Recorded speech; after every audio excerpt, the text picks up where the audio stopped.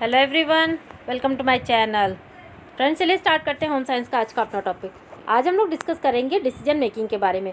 Management का बहुत important point है, डेफिनेटली इससे एग्जाम में क्वेश्चन जो है वो देखने को मिलता है। चलिए फिर स्टार्ट करते हैं डिसीजन मेकिंग। तो सबसे पहले देखिए कि निर्णय प्रक्रिया होता क्या है।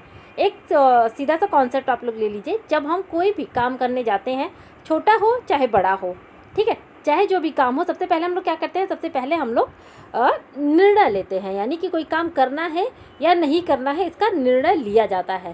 ठीक है, काम छोटा हो चाहे बड़ा हो, लेकिन सबसे पहले क्या किया जाता है, निर्णय लेते हैं। ठीक है, साधारण सी भाषा में आप लोग ये भी जान लीजिए कि रोज़ के भोजन बनाने से लेकर कपड़े धुलने से घर के सारे कामों के लिए हमें क्या करना पड़ता है, सबसे पहले डिसीजन लेना पड़ता है कि ये काम करना है या ये काम फिर नहीं करना है। ठीक है, बात समझ में आ गई।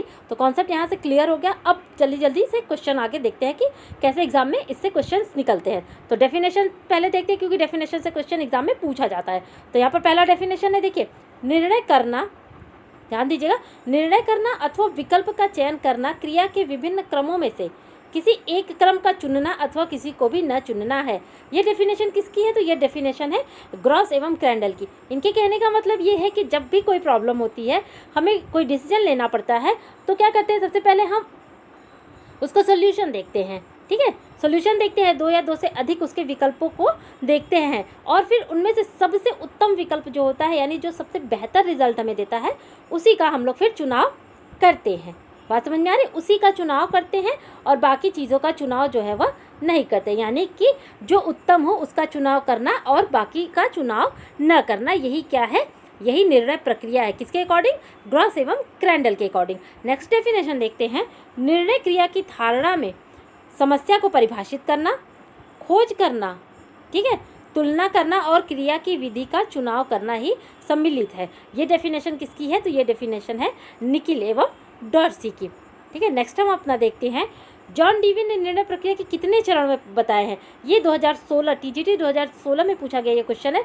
तो जॉन डीवी ने निर्णय प्रक्रिया के 3 चरण बताए हैं। कौन कौन से, तो सबसे पहले देखिए, प्रॉब्लम यानी समस्या क्या है, विकल्प क्या है और कौन सा विकल्प उत्तम है। अभी मैंने बताया, कॉन्सेप्ट एकदम क्लियर रखिएगा।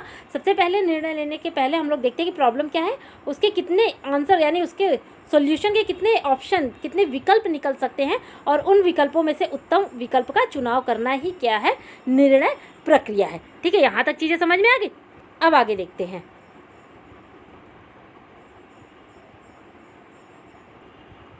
नेक्स्ट है हमारा, किस शिक्षा शास्त्री ने निर्णय प्रक्रिया को प्रयोगात्मक कहा है। तो देखिए, कुंट्ज एवं ओडोनल ने निर्णय प्रक्रिया को प्रयोगात्मक कहा है। कुंट्ज एवं ओडोनल ने निर्णय प्रक्रिया के कितने चरण बताए हैं, तो इन्होंने निर्णय प्रक्रिया के कुल 6 चरण बताए हैं। ठीक है फ्रेंड्स, आगे बढ़ते हैं। आगे देखते हैं, ग्रॉस एवं क्रैंडल ने निर्णय प्रक्रिया के कितने चरण बताए हैं। तो ग्रॉस एवं क्रैंडल ने 5 चरण बताए हैं। कौन कौन से, ध्यान दीजिए, समस्या की परिभाषा करना, वैकल्पिक हलों की खोज करना, यानी कि कितना सोल्यूशन है, कितने विकल्प निकल सकते हैं, उन सारे विकल्पों की खोज करना। तीसरा है विकल्पों के संदर्भ के बारे में सोचना, यानी कि कौन सा विकल्प हमें सबसे ज़्यादा जो है वो हमारे प्रॉब्लम को सॉल्व कर सकता है, उनकी खोज करना, और उन सब में से किसी एक विकल्प का चुनाव करना, और निर्णय के उत्तरदायित्वों को स्वीकारना। ये भी इम्पॉर्टेंट है कि डिसीजन सही हो या गलत हो, उसका उत्तरदायित्व हमें स्वीकार करना आना चाहिए। ऐसा नहीं कि दूसरों के ऊपर उसका दोष दे दे। ठीक है, बात समझ में आ रही है। तो इस तरीके से ग्रॉस एवं क्रैंडल ने निर्णय प्रक्रिया के 5 चरण बताए हैं। सबसे पहले प्रॉब्लम, दूसरा वैकल्पिक हलों की खोज करना, तीसरा विकल्पों के संदर्भ में सोचना और एक उत्तम विकल्प के बारे में सोचना, ये चौथा है, और निर्णय के उत्तरदायित्वों को स्वीकार करना। ये 5 चरण हैं। किसके अकॉर्डिंग, ग्रॉस एवं क्रैंडल के अकॉर्डिंग। ये आप लोग बहुत ही ध्यान से समझ लीजिए। नेक्स्ट क्वेश्चन है हमारा, ऐसे निर्णय जो जीवन में एक बार लिए जाते हैं क्या कहलाते हैं। तो ऐसे निर्णय मुख्य निर्णय या फिर बड़े निर्णय कहलाते हैं। फॉर एग्जाम्पल आप लोग ले लीजिए, मकान बनवाना, ठीक है, गाड़ी खरीदना या प्रॉपर्टी लेना, ये सारे निर्णय जीवन में एक बार लिए जाते हैं, और ये निर्णय क्या होते हैं, ये बड़े निर्णय होते हैं और ये मुख्य निर्णय होते हैं, क्योंकि ये हमारे जीवन से बहुत ही ज़्यादा जुड़े हुए होते हैं। ठीक है, यहाँ तक चीज़ें समझ में आ गई। आगे बढ़ते हैं। अब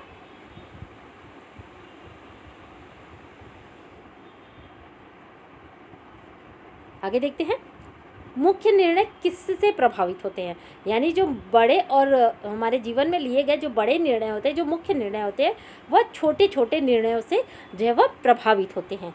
बात समझ में आ रही है। नेक्स्ट है हमारा, ऐसे निर्णय जिनका प्रभाव थोड़े समय के लिए होता है, क्या कहलाते हैं? तो ये अल्पकालीन निर्णय जो है वह कहलाते हैं, अल्पकालीन निर्णय कहलाते हैं। इनका प्रभाव क्या होता है? बहुत थोड़े समय के लिए होता है। फॉर एग्जांपल आप लोग ले लीजिए शादी विवाह समारोह या कहीं घूमने जाना, ये सब क्या है? ये सब छोटे छोटे निर्णय हैं, इनका प्रभाव भी थोड़े समय के लिए ही रहता है। नेक्स्ट है हमारा अल्पकालीन निर्णयों में कम जोखिम एवं कम अनिश्चितता होती है, कथन सत्य है या फिर असत्य? तो देखिए जो अल्पकालीन निर्णय होते हैं इनमें जोखिम और अनिश्चितता कम होती है, क्योंकि ये हमारे जीवन को उतना ज़्यादा प्रभावित नहीं करते हैं। अगर कभी थोड़ा बहुत दिक्कत हो भी जाती है तो वो प्रॉब्लम क्या हो जाती है? सॉल्व हो जाती है। लेकिन जो मुख्य और बड़े निर्णय होते हैं ये क्या होते हैं? ये बहुत ही जोखिम भरे होते हैं और इनमें अनिश्चितताएं होती रहती हैं।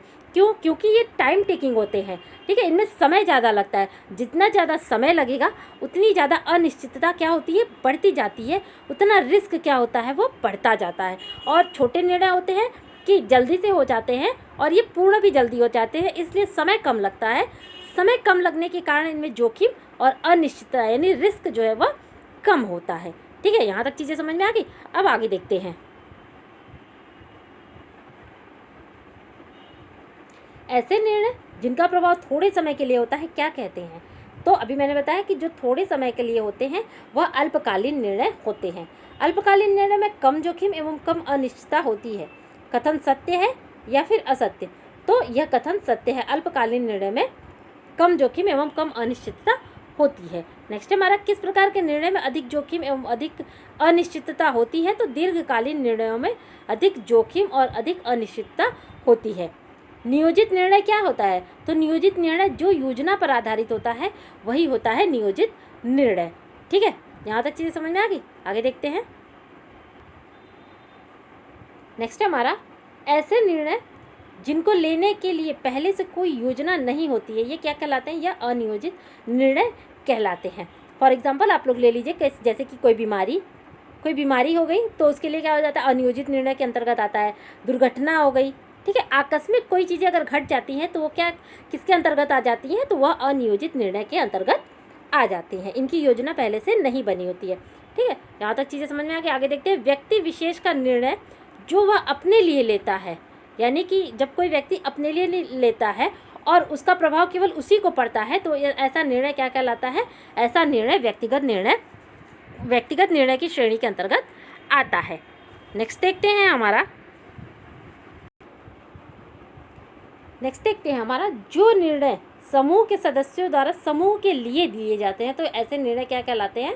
सामूहिक निर्णय कहलाते हैं, ठीक है। परिवार के सदस्यों द्वारा लिया गया निर्णय भी क्या होता है? सामूहिक निर्णय के अंतर्गत आता है, क्योंकि वह परिवार के सदस्यों द्वारा परिवार की भलाई के लिए लिया गया निर्णय जो है वह होता है, ठीक है। आगे देखते हैं। धन और समय का बांटना किसके अंतर्गत आता है? तो सामूहिक निर्णय के अंतर्गत आता है। धन एवं समय का बांटना सामूहिक निर्णय के अंतर्गत आता है, ध्यान दीजिएगा। नेक्स्ट क्वेश्चन है हमारा, सामूहिक निर्णय व्यक्तिगत निर्णयों की अपेक्षा अधिक अच्छे होते हैं, बात सत्य है या फिर असत्य? तो यह बात बिल्कुल सत्य है। सामूहिक निर्णय जो है व्यक्तिगत निर्णयों की अपेक्षा अधिक अच्छे होते हैं, क्योंकि इनमें कई लोगों की जो है वह राय मशवरा शामिल होता है, कई सारे विकल्प हमें मिलते हैं और उन सब विकल्पों में से किसी एक अच्छे विकल्प का चुनाव हम लोग बहुत ही आसानी से कर लेते हैं। इसलिए सामूहिक निर्णय जो होता है व्यक्तिगत निर्णय की अपेक्षा अधिक क्या होता है? अच्छा होता है, अधिक विश्वसनीय होता है, ठीक है। यहाँ तक चीज़ें समझ में आ गई। अब देखिए फ्रेंड्स, प्रीवियस ईयर में किस तरीके से क्वेश्चन इससे पूछे गए हैं, यहाँ हम लोग उसको देखेंगे। तो यहाँ पर सबसे पहला देख लेते हैं कि निर्णय लेने में 3 चरण किसके द्वारा दिए गए हैं। अभी मैंने स्टार्टिंग में ही आप लोगों को बताया, देखिए ये TGT 2016 में पूछा गया क्वेश्चन है। निर्णय लेने में 3 चरण जो है वो जॉन डीवी द्वारा बताए गए हैं। आगे देखते हैं। एक बालक की शिक्षा किसका उदाहरण है? तो एक बालक की शिक्षा सामूहिक निर्णय का उदाहरण है, क्योंकि यह परिवार के सभी सदस्यों द्वारा लिया जाता है। तो यह भी एग्जाम में पूछा गया क्वेश्चन है, कब का? TGT 2016 का। आगे देखते हैं, कुछ और क्वेश्चंस देख लेते हैं। नेक्स्ट है हमारा समस्या को परिभाषित करना निर्णय निर्माण प्रक्रिया में कौन सा चरण है? तो समस्या को परिभाषित करना निर्णय निर्माण प्रक्रिया का प्रथम चरण है। यह भी कब का पूछा गया क्वेश्चन है? तो TGT 2016 का यह क्वेश्चन है। लास्ट है हमारा, वह निर्णय जो परिवार का एक सदस्य लेता है उससे सिर्फ निर्णय लेने वाला व्यक्ति ही प्रभावित होता है। तो यह कैसा निर्णय होता है? यहाँ देखिए कट हो गया है, तो आप लोग ध्यान दीजिएगा, यह व्यक्तिगत निर्णय के अंतर्गत आता है। TGT 2010 का पूछा गया यह क्वेश्चन है। तो फ्रेंड्स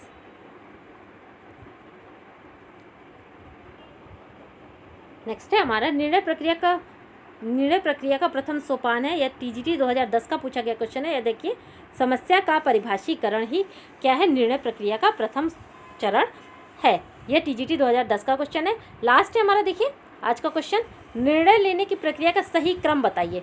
सही क्रम स्टार्ट में ही मैंने बता दिया था, स्टार्टिंग में ही, कि निर्णय प्रक्रिया का जो है यह क्रम है। सबसे पहले देखिए हम लोग प्रॉब्लम यानी समस्या की व्याख्या करते हैं। दूसरा है वैकल्पिक समाधान का प्रयास करते हैं यानी विकल्पों की खोज करते हैं। तीसरा सारे विकल्पों पर विचार करते हैं। चौथा है फिर सारे विकल्पों के विचार करने के बाद सबसे उत्तम विकल्प का चुनाव करते हैं। और फिर पांचवा है निर्णय लेने की जिम्मेदारी लेते हैं। ठीक है, तो देखिए फ्रेंड्स, इसी तरीके से क्वेश्चन जो है एग्जाम में पूछे जाते हैं और आगे भी इसी तरीके से ही पूछे जाएंगे। तो आप लोग बहुत ही ध्यान से ये पॉइंट, ये टॉपिक जो है वो पढ़िएगा। ठीक है, यहाँ तक चीज़ें ख़त्म करते हैं। आज का सेशन यहीं पे ख़त्म करते हैं। फिर आप लोग वीडियो की PDF जो है वो टेलीग्राम चैनल पे मिल जाएगी, आप लोग वहाँ से भी इसको ले सकते हैं। तो अब कोई प्रॉब्लम हो तो आप लोग कमेंट बॉक्स में लिख के मुझे ज़रूर पूछिएगा। कोशिश करूँगी मैं, अगर आंसर दे पाऊँ तो मैं आंसर ज़रूर दूँगी। अगर मेरे पास उसका आंसर हुआ तो मैं आप लोगों को ज़रूर बताऊँगी। तो आप लोग इस चैनल से जुड़े रहिए, ज़्यादा से ज़्यादा इसको शेयर करिए, लाइक करिए, और वीडियो अच्छी लगे तो सब्सक्राइब करना बिल्कुल मत भूलिएगा। चलिए फिर मिलते हैं अपने नेक्स्ट वीडियो में, तब तक के लिए थैंक यू।